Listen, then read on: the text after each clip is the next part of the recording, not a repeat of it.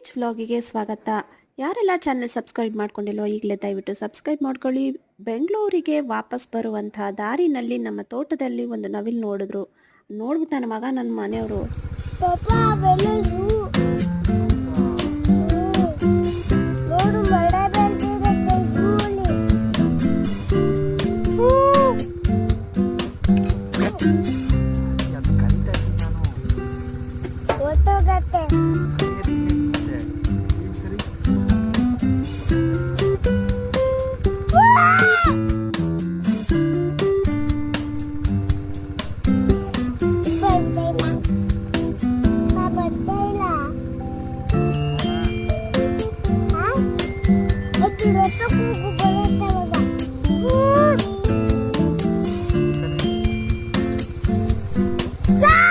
ನವಿಲ್ನ ಕರಿಬೋದು ಅಂತ ಗೊತ್ತಾಗಿದ್ದು ಇವರಿಬ್ಬರಿಂದನೇ. ಇಷ್ಟ ಆದರೆ ಲೈಕ್ ಮಾಡಿ.